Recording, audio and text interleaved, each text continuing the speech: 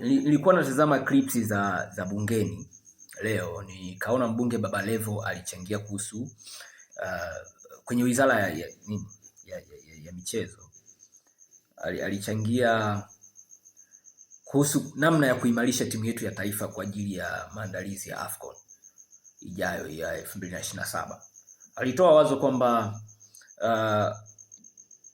inabidi kila mbunge atafute vijana wawili ambao anawaamini kwamba ni toka za jimbo lake, yani wale vipanga wa jimbo, alafu wale vijana atawasafirisha, atawapeleka Dar ili wafanyiwe hiyo clinic. Ni wazo zuri. Kwa hiyo ukiliangalia katika jicho la professional unaweza uliovaluka kwamba mbona hii, lakini ni wazo ambalo litaleta impact ya haraka. Ujue hizi timu zinafanya clinic. Kwa mfano timu kubwa ziko hizi Dar huko, kwa mfano Azam anafanyaga hizo clinic. Lakini kuna watoto wako Rukwa huko, wako Kigoma, hawana access ya kufika. Umeona? Wana vipaji. Sasa unakuta watoto, ndio maana hata timu zetu watoto wa pwani hapa ndio unawaona kwenye timu hizo, kwa sababu wao wana access ya kuzifikia hizi timu.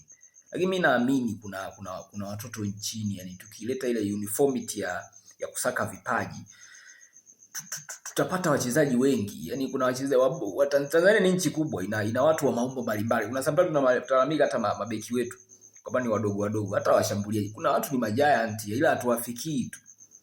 Umeona? Wanafikwa watu wa pwani hapa kwa sababu wako karibu na hizi timu ambazo zinafanya mambo ya clinics.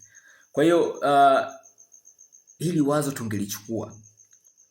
tungelichukua, yani lingeleta impact ya haraka sana, kwa sababu tunafanya mtu anaweza kusema mbona tunafanya hizi umiseta na umitashunta, lakini kwa akili ya kawaida hivi ni tujiulize, ni product gani ambayo tunaona kabisa hii product labda acha tu hata ndani ya miaka 5, acha tu kila mwaka, ambao tunaitoa kwenye umiseta na umitashunta? Hakuna. Yani hao watoto mara nyingi wanaenda wanarudi. Hakuna ule usimamizi ambao ni serious. Umeona? Kwao ni kama wanafanya matamasha tu ya michezo kwenye mashule ya serikali. Kwa hii ya Baba Levo ingekuwa yani ingeleta impact ya haraka sana. Na hata gharama mbunge sio kumsafirisha tu.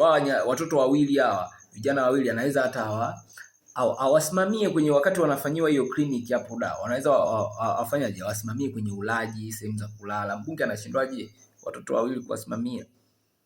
Kwa hiyo yani ingewagusa, yani ingegusa kila pembe ya nchi. Ungepata warefu, wafupi, wanaojua, yani watu wangepatikana. Umeona? Sasa kwa kuwa hiki kitu hakina gharama yoyote kwa government. Yani government tu inaweza iseme bwana, wabunge kwanza nyinyi mmeaminiwa na wananchi wenu, toeni, hata ukiacha kwamba msawa mnatetea kuleta maendeleo kwenye majimbo yenu kwa ajili ya wananchi wenu, lakini hebu kwenye michezo sasa waguseni moja kwa moja wananchi wenu. Waleteni hao vijana wawili hao. Chukueni. Umeona? Alafu wapeni na chakula wakati wanafanyiwa hizo clinic. Wakishaingia kwenye milija yao watajitegemea, wakishaingia kwenye mfumo sasa watajitegemea wenyewe wale ambao watapita. Umeona? Na pia yani huo ungekuwa ni mlija ambao ni moja ya njia ambayo tunaweza kuitumia kupata vipaji, kuiunganisha nchi kimpira. Kuna maeneo tu tunayo overlook labda kwa sababu ya hakuna timu, hakuna hamasa ya michezo, lakini wabunge wangetuletea watu, tungewavuna kila sehemu ya nchi. Umeona? Kwa hiyo wakati government ina Mheshimiwa Naibu Waziri alisema kwamba wana mfumo wao ambao wa kuiandaa hiyo timu. Sijui actually watafanya nini, kwamba watategemea vijana wanaotoka kwenye hizi club zenye vijana au wanategemea tu hii ligi moja kwa moja. Ila huu mfumo ulikuwa hauikosti government gharama yoyote kubwa.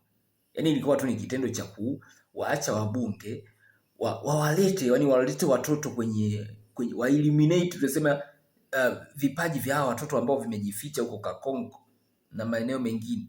Wawalete sasa waonekane kwenye mwanga. Kwenye mwanga pale Mtibwa anaweza amuone, nani amuone, anaokotokoto wale. Kwa hata kama tusiwapotumia kwenye hii AFCON hii, bado generally tutakuza mpira wetu. Kwa hii tuitumie kwamba tunaweza tufanye hata kila mwaka mbunge tuletee wachezaji wawili. Lakini sasa hapo kwenye swala la umri tuangalie wabunge.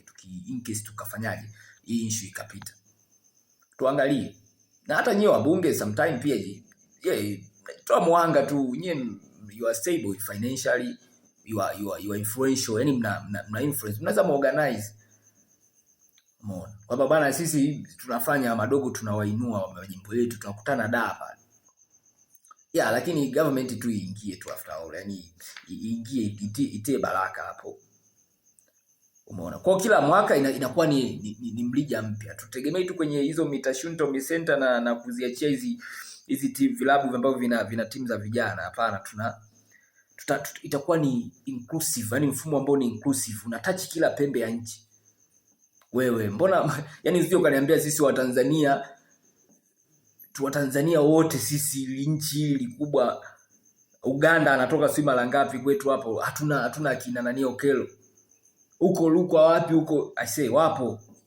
Ni mfumo tu. Timu hapo watu watapwani hapa ndo wana access na hiyo mifumo. Mpaka huyu atoke si huko nani Lukwa afike tayari ashazeeka huko. Afike pwani ashazeeka, lakini kuna watoto kibao tu wana vipaji. Mimi kwa mfano Chobwedo ngale, Chobwedo alikuwa wapi?